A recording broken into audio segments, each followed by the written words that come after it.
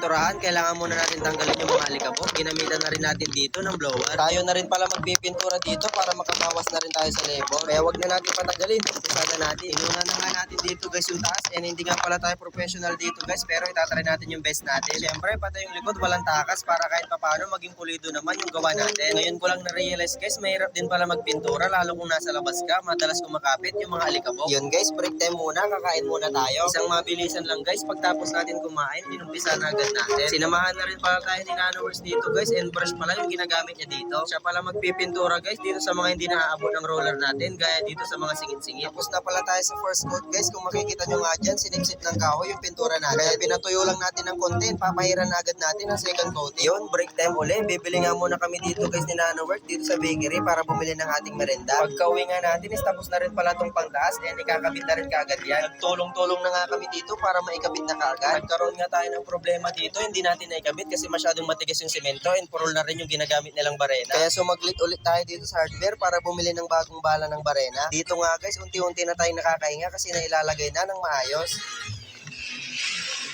Yun guys, naikabit na rin sa wakas, and ang kulang na lang natin dito guys is yung pambaba. Naubos nga yung 2 liter na binili natin dito guys, kaya hindi natin napinturahan yung taas. And yun, antayin na lang natin to na matuyo guys para maipasok na din natin sa loob. Habang inaantay nga natin matuyo, is nilipat na rin natin yung mga gamit natin dito para rektahan na lang mamaya. Natulog nga lang tayo saglit, and pagkagising natin, medyo tuyo naman na. Ganyan na nga pala yung itsura niya ngayon guys, sa tingin ko, ginawa naman natin yung best natin, and napinturahan natin ng maayos. Magastos nga lang magpagawa na ito guys, pero ang malaga makakatulong to sa negosyo natin. Para kahit papano yung perang kinikita natin is napupunta din lang dito sa negosyo. Titiisan nga muna natin dito guys sa loob ng kwarto, and balang araw makakapagpatayo na tayo ng sarili nating bike shop.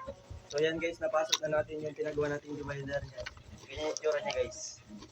So bali napintura na natin itong baba guys, and itong taas hindi natin napinturahan kasi naubos yung 2 liter natin na pintura dito guys. So bali bibili na lang tayo siguro ng panibagong pintura para dito sa taas. And itong mga gamit natin dito guys, ayusin na lang natin. Yun guys, hanggang dito na lang siguro yung mini vlog natin. Kung makikita nyo nga yung kwarto natin, isa pakakalat na. Kumpul-kumpul na nga yung mga binebenta nating pesa, and wala nang lalagyan yung iba. Kaya bumili nga tayo dito ng... Ako lang ba yung gandang-ganda sa puting clutch shoes guys? Kasi iba talaga dating kapag white na clutch shoes yung gamit mo eh. Kitang-kita mo talaga yung bilog ng sipa mo. Yun, basta yun, alam nyo na yun. Mahal kasi talaga guys yung mga Shimano na kits. Kaya kung naghahanap ka ng mga budget alternative, ito yung marirecommend ko sa'yo. Guys, dumating na pala yung clutch shoes na in-order natin dito sa TikTok guys. Bale, ito nga pala yung tabulo na clutch shoes guys. Ang kinagandahan sa clutch shoes na to guys is bawa na yung ginamit dito, kaya maganda na yung performance niya. And 2-in-1 na nga rin pala to guys. Pwede siya sa mountain bike and road bike, depende sa pedal nyo. And makapal na rin yung takong na ito guys, kaya matagal na ito magpudpud. May iba't ibang size na rin kayo na pagpipilian dyan guys, from 41 to 45. And kung ayaw nyo naman ng marumihin guys, meron silang available na block dyan. Check nyo lang dyan sa Hello Basket.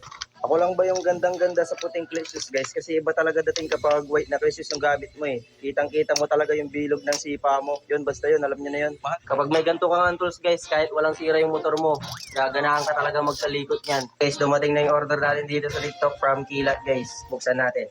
218 pieces to guys, napakarami na ito. Ayun na nga. Napakarami yan guys, 218 pieces. Ewan ko na lang kung mabitin ka pa dyan. Guys, kumpleto tayo dito ng mga tools natin. Yan, ito guys is 16mm. Pinakamalit natin dito guys, sa part na to is 8mm hanggang 19. Yung pinakamalaki guys. Ito mga sakit natin guys, napakarami yan. Pinakamalaki natin dito is 32mm. Siyempre, ang pinakamalit natin dito guys is 4. Napakaliit yan guys. Kaya masasabi mo talagang kumpleto to guys, kasi from yung pinakamaliit hanggang pinakamalaki yan dito na. Wala ka nang hanapin dito guys. Siyempre guys, halimbawa gagamitin mo to. Kaya pakarami niyan, di mo alam kung saan din yung gagamitin mo. Ito lang yun guys, yung pinakamalaki. Alpak mo lang yun guys, pindutin mo lang to, pasok mo na. Sakit na nga pala to guys. Paano ito guys, paluwag to, paluwag. Kung gusto mo lang paikpit, pihitin mo lang to. Yan, paikpit lang guys. Eh kaso maliit, kailangan mahaba yung ano mo guys, kailangan mo ng extension, kailangan mo lang to, kompleto na to guys, pasok mo lang ng ganyan. Siyempre pasok mo rin to. Yan guys, mahaba na yan. Ganun lang kasimple. Palagi niyong tandaan. Pumunta nga tayo dito sa Tarlac para kunin yung pinagawa nating G-Works t-shirt. Dito lang yan sa bahay nila Sir Aurom. Siyempre, pagka-uwi natin, pinadala agad natin yan sa JNT. Hey guys, ako nga pala si Gian o mas kilala bilang G-Works. Ngayong araw nga pala is marami na tayong naipon na orders kaya pupunta tayo ng Tarlac para kunin yung pinagawa nating t-shirt. Si Oscar nga yung kasama natin ngayon at hindi si Nanoworks sa kadahilan ng may pasok siya. Pagdating nga namin dito sa shop ni Sir Aurom, is sabi ni Kuya, andun pa daw yung ibang t-shirt natin sa dating shop nila. Bale, susundan na lang pala namin sila Kuya dito and hindi nga to kalayuan guys, kaya ilang minutes lang andito na rin kami. Habang inaantay nga natin i-ready yung t-shirt natin is magme-merenda muna tayo. Yung tropa na nga natin yung pinag-drive natin dito kasi alam natin yung feeling nung dating nangangarap pa lang tayo. Kaya hindi tayo magiging madamo sa manobela kasi dati ganyan din lang tayo. Ale, magme-merenda muna kami guys. Hanap muna kami ng bitahan ng merenda dito. Babalikan na lang namin guys. Nakita nga namin tong bilihan ng mga banana Q guys dito sa gilid ng kalsada kaya dito na kami magme-merenda. Merenda muna kami guys. Galaxy guys. Siyempre, pagtapos natin magmerenda is babalikan na natin yung t-shirt natin. So guys, nakuha na natin yung t-shirt natin. So balikan yung t-shirt na nakuha natin guys. Babalikan na lang natin yung iba. Sa mga oras na yan guys, nandito na ulit tayo sa Pangasinan at umaambon-ambon pa. Dito nga guys, lumalakas yung ambon. Buti na lang si Oscar yung driver natin kaya hindi tayo masyadong nabasa. And guys, kakauwi lang natin, pinakagad natin yung mga orders nyo. Yan, napakarami yan guys, puro deals sa t-shirt. Ayan, ito po subo guys, papadala rin natin. Yan guys, ulang pa yata, kasama natin dito si Oscar. Tayo ng JNT guys. Padala natin to para wala tayong ipadala bukas. Let's go. Okay guys, umuulan na naman. Akala, gusto namin ng bahay, umuulan. Maraming salamat nga pala sa mga umorder sa atin. Napaka-solid nyo. Ang bilis ma-sold out ng G-Works t-shirt natin. Sa mga gustong umorder nga pala dyan guys, PM nyo lang ako sa Facebook. Pwede natin ipadala yan dito sa JNT through Gcash payment. Tapos nga natin magpadala guys, sinabutan na tayo dito ng malakas na ulan. Lagi na nga tayo naaabutan ng ulan guys. Kaya sana balang araw matupad na natin yung pinapangarap nating sasakyan. Sinubukan pa nga namin na antayin tumila yung ulan dyan guys, pero ayaw talaga tumigil. Kaya yun, wala na naman tayong no choice. Waterproof mode na naman.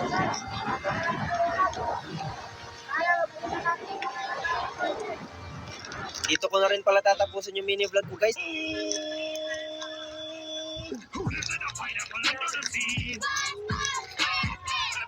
中实力滚力。 Hey guys, ngayong araw nga pala magbabike wash tayo. Kaya tara, samahan niyo ako. Guys, hindi mo na no? Ito nga pala yung mga gagamitin natin guys. Siyempre, gear cycles yan. At tatry natin itong Guapo Ultra Foam Car Shampoo guys. Testing natin kung mabula nga ba talaga to. Gamitan na rin natin ng pressure washer guys para mabilis. And advice ko lang guys, kung gagamitan nyo ng pressure washer yung bike nyo is wag nyo itututok sa mga bearing ng bike nyo. Umorder nga tayo dito guys ng Guapo Car Shampoo. Lagi nga dumadaan sa FYP ko to. Sinasabi nga nila mabula kaya testing natin kung legit nga ba. Hindi nga tayo na-scam dito guys, legit nga na mabula yung Guapo Car Shampoo nila. Kaya kung gusto mo na ito, ilalagay ko lang din dyan sa yellow basket. Dati nga guys, Joy lang yung ginagamit natin pang bike wash dyan kay LV. Pero ngayon na-realize ko na iba pa rin talaga pag Guapo Car Shampoo yung gagamitin. Siyempre, pagtapos natin sabunin, pwede na nating banlawan. Isa nga din sa nagustuhan ko dito sa pressure washer na nabili natin dito sa TikTok guys is adjustable siya. Pwede mo nga i-adjust yung buga ng tubig base sa kung ano yung gusto mo. Kaya kung gusto mo rin neto, ilalagay ko lang din dyan sa yellow basket.